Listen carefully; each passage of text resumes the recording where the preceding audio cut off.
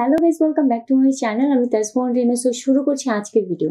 So আপনারা তো জানেন যে কিছুদিন আগে কিন্তু আমি কেজিএফ চ্যাপ্টার 1 এর ট্রেলার উপর রিঅ্যাক্ট করেছি। সো তখন আমি বলেছিলাম যে কেজিএফ চ্যাপ্টার 1 মুভির প্রত্যেকটা সিনের উপর রিঅ্যাক্ট করবো। সো চলুন ফার্স্ট থেকে শুরু করা যাক, এবং আজকে আমরা দেখব প্রথম সিনটা, অর্থাৎ প্রথম থেকে শুরু।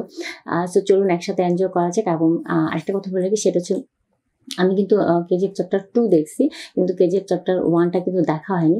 সো চিন্তা করলাম যে আমি আপনাদের সাথে শেয়ার করি। সো চলুন একসাথে আমরা দেখি কি বলে কেজিএফ চ্যাপ্টার 1 এর ফার্স্ট সিন, এবং প্রথম থেকে শুরু হবে সিনটা। আর দেখা যাক সিনটা কেমন। আর এটা হচ্ছে 10 মিনিট 36 সেকেন্ডের আমরা ফার্স্ট সিনগুলো দেখব। চ্যাপ্টার 1 এর ডিরেক্টর হচ্ছেন কি Prashant Neel, and produce by Manish Shah, and music by Ravi বসুর, এবং এই মুহূর্তে আছেন শ্রীনিধি শেঠি, এবং সাথে আরো অনেকে আছেন। সো চলুন দেখা যাক ফার্স্ট সিনটা। So guys, let's play.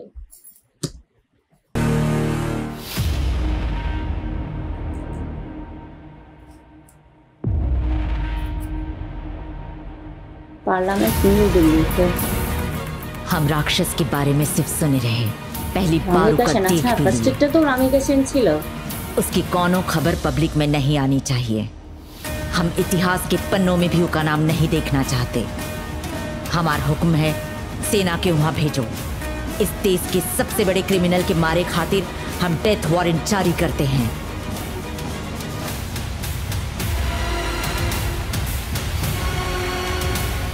Death warrant जारी करते। ओ तो फर्स्ट सीन मोरे बाबा माने चैप्टर 1 ही इतना बकवास है। कौन इतना घटिया कैसे लिख सकत है? वो भी इतना पुराना पत्रकार ऐसा लिखेगा, हमको तो विश्वास ही नहीं हो रहा। ये किताब बाजार में आए वाली रही, पर सरकारी किताब को बैन करके आग में झोंक दी। पुलिस वालन को बहला फुसला करके हम ही किताब यहाँ तक ला पाए हैं। और पता है, ये आखिरी कॉपी है। दीपा, आनंद को बुला लियो। सर, हम जानते हैं वो एक घात पत्रकार है, पर ये किताब में हमको रत्ती भर भी सच्चाई नजर नहीं आ रही है। हमको दिल्ली जाना है इंटरव्यू के लिए, और हमें लेट होना पसंद नहीं। अगर सरकारी किताब बैन करके जब्त करे में इतना दिलचस्पी दिखाई रही है, तो इमा कौनो राज जरूर होगा। सेकेंडल छिलो। हम ही चैनल के मालिक जरूर हैं, पर इसकी पहचान सिर्फ तुम ही हो। इस बारे में तुम्हें खुद ही सोचना चाहिए। वैसे तकरीबन 50 साल से हम आनंद को जानते हैं। वो कुछ भी लिखे से पहले 100 बार सोचत है। ये किताब में कुछ तो सच्चाई है। हम आधा घंटा दे सकते हैं बस। उसके बाद ये काम के लिए किसी और को खोज लीजिएगा।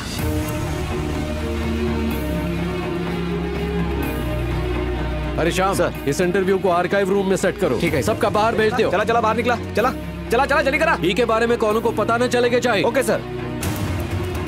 हेलो,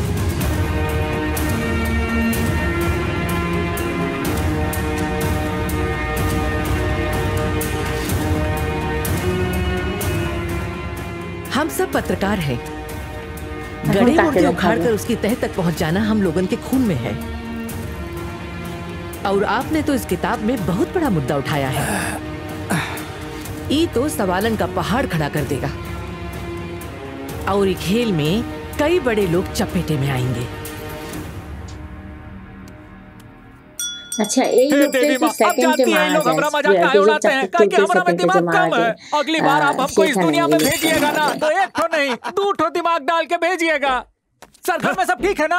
मारेंगे लपड़। हे देवी माँ, कुछ ऐसा करो कि हमारी डूबती नैया में छैया छैया हो जाए। औरत को का बाजार में ऐसे कपड़े पहनना चाहिए? रहिए शर्मा जी, औरत आपके पैर। हे देवी माँ, चंडी से हमारा सामना कभी मत करवाना। अबे दीपा मैडम काफी मांग रही है, ये चंपा का अंदर भेज।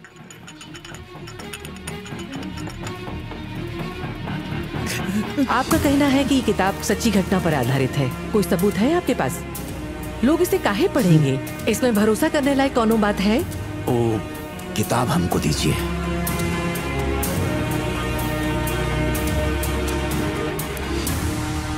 ही लो, हम इसको काट दिए।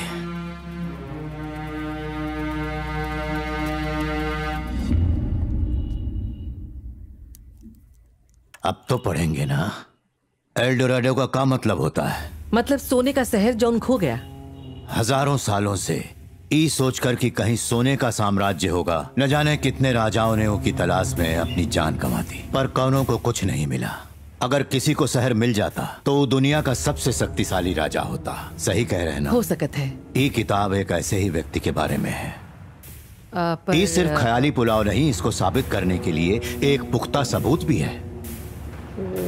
जमीन में दफन हुई एक शक्तिशिला। शक्तिशिला? वो कोई इधर उधर पड़ा हुआ मामूली पत्थर नहीं है।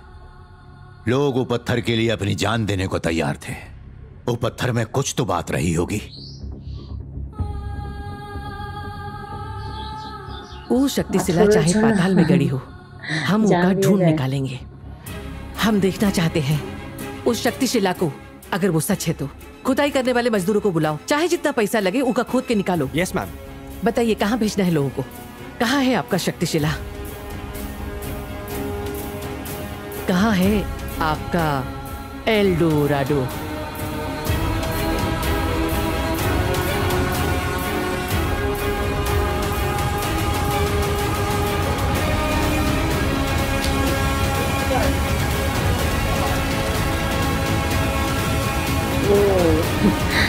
Starting the jaws.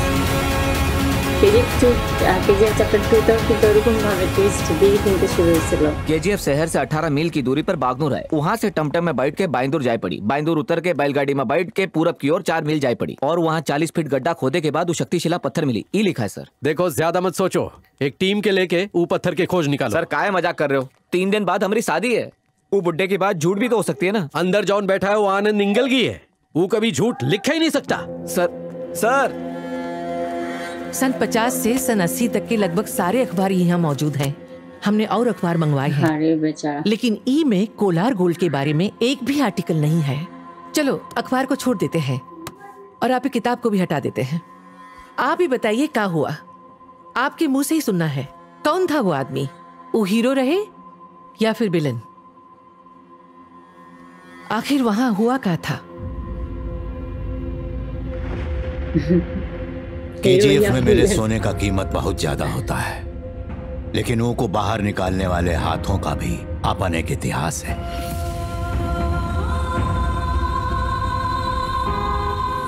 दुनिया में कहीं भी सोना मिलता है तो अनजाने में मिलता है।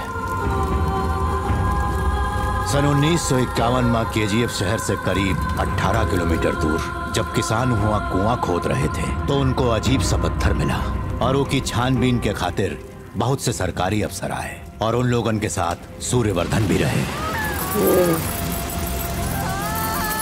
संभाला, खुद के संभाला।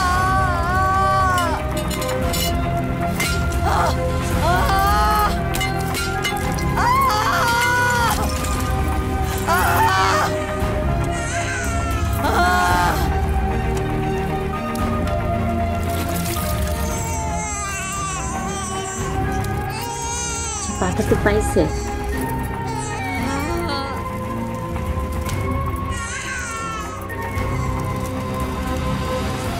किस्मत का खेल। वो रात 2 घटनाएं हुई। वो जगह भी मिल गई और वो भी पैदा हो गया। जितनी आसानी से पत्थर मिलत है उतनी आसानी से सोना नहीं मिलता, मगर सूर्यवर्धन को पत्थर के रूप में सोने की खान मिल गई। उसने हुआ से धूल का एक कण भी बाहर जाने नहीं दिया। तो का सुल्तान जैसा बेटा पैदा भवाए बिटिया। राजा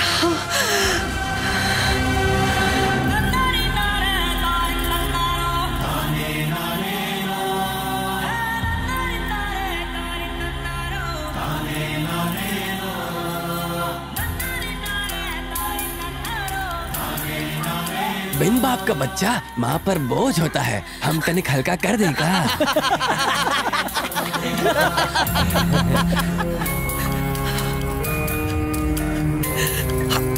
अच्छा वो बाबा ना है, बच्चा बाबा ना है, उन्होंने हस्बैंड ना है। इश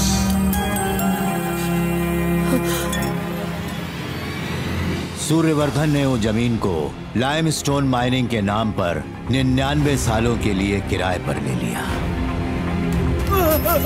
और राज को राज रखने के लिए वो दूर दूर से लोगों को जबरदस्ती लाकर माइनिंग करवाने लगा।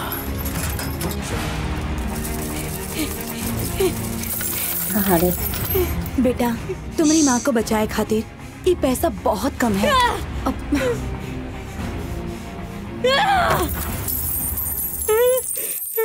14 साल में ब्याह, 15वें साल में बच्चा जीवन भर दर्द सहती रही और 25 साल में मौत भी ऊका पता लगा ली। बेटे के लिए छोड़ के जाए खातिर ऊके पास एक ही जायदाद थी, ऊके आखिरी शब्द। दुनिया में सब कहते हैं कि पैसा के बिना जी नहीं सकते, लेकिन ये कोई नहीं कहता कि बिना पैसा के चैन से मर भी नहीं सकते। हमसे एक ठो वादा कर, तू कैसन जिएगा ये हम नहीं जानते, लेकिन जब तो का मौत आए तो दुनिया का सबसे ताकतवर और अमीर बनकर मरेगा। तुम्हारी कसम, हम दुनिया के सबसे अमीर आदमी बनेंगे माँ।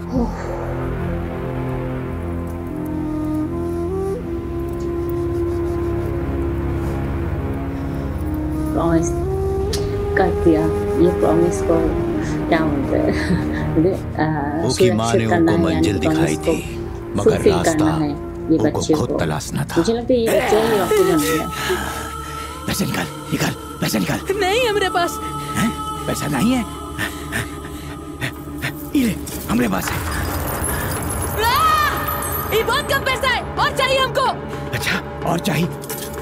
अगर भीख मांगोगे तो चिल्लर मिली, और पैसा चाहिए तो ही करे के पड़ी।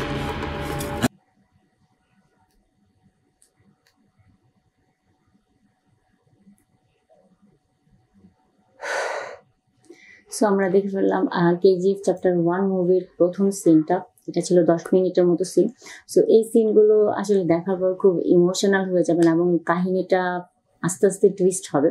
সো আসলেই খুব ভালো লাগতেছে এবং খুব ইমোশনাল হয়ে গেছিলাম যখন কি বলি, যে ছোট বাচ্চাটা, যেই বাচ্চাটাকে আমরা লাস্টে দেখলাম যে ওই যে পয়সা চাচ্ছিল, কি জানি বলতেছিল যে এটা এই পয়সাটা খুবই কম হয়ে গেছে, এটা হচ্ছে রকি মনে হয়, পরবর্তীতে সে বড় হয়ে রকি হবে। এবং সে তার মাকে প্রমিস করেছে যে দুনিয়াতে সে মানে অনেক বড় ধনী বড় লোক হয়ে একদম বড় পাওয়ারফুল একজন মানুষ হয়ে সে জীবনে বাঁচবে এবং মরবে। সো এরকম একটা প্রমিস। সো আসলে সে তার মার প্রমিসটা রাখতে পারবে কিনা পরবর্তী সিন আমরা দেখতে পাবো। আর ওভারঅল আসলে এই সিনটা ফার্স্টে থেকে মানে এই 10 মিনিটের মধ্যে যেটাই দেখলাম যে আসলে মানে একটা বারের জন্য আপনি ফিল করবেন না, মানে কাহিনীটার মধ্যে টুইস্টে ভরা একদম। আর কেজিএফ চ্যাপ্টার 2 দেখার পরে এখন অনেকগুলো কোয়েশ্চেন পাচ্ছি যে আসলে কেজিএফ 1 যেগুলো আছে। সো ফার্স্টের দিকে কেজিএফ চ্যাপ্টার 2 দেখছি যখন, তখন তেমন একটা বুঝতে পারিনি। এখনো আমার কাছে ক্লিয়ার হচ্ছে যে এই ফার্স্টেই কিন্তু তার মা মারা যায় এবং আপনারা দেখেছেন যে তার বাবা নেই এবং তার মা অনেক কষ্ট করে তাকে আসলে লালন পালন করেছে এবং পরবর্তীতে কিন্তু তার মা আসলে মারাই গেল। সো যাই হোক, আসলে আর এখানে যেটা স্বর্ণের খনি যেভাবে পেলো, সেই ছোটখাটো ইতিহাসটা কিন্তু আমরা জানতে পারলাম যে কার কবজার মধ্যে আছে এই স্বর্ণের খনিটা। সো পরবর্তী সিনে মানে দেখবো যে কি ধরনের সিন হয়। সো যাই হোক, খুব সুন্দর ছিল এবং এখন পর্যন্ত তো রকি ভাইকে দেখানো হয় না, রকি ভাইয়ের ছোটবেলার সিনগুলো আমরা দেখেছি। সো ওভারঅল আসলে ভালো লাগতেছে। কেজিএফ 1টা আসলে অনেক ইন্টারেস্টিং, যার জন্য আসলে সবার মধ্যে অনেক বেশি হাইপ তৈরি হয়েছিল এবং সেকেন্ড বার কেজিএফ চ্যাপ্টার 2 রিলিজ হয়েছে। সো যাই হোক, এই যে রিলেশন ভিডিও ভালো লাগলে লাইক কমেন্ট শেয়ার করুন, সাথে অবশ্যই চ্যানেলকে সাবস্ক্রাইব করবেন। এবং আরেকটা কথা বলি, সেটা হচ্ছে ফার্স্টের দিকেই শুরু হয়েছে একটা গল্প শুরু করে।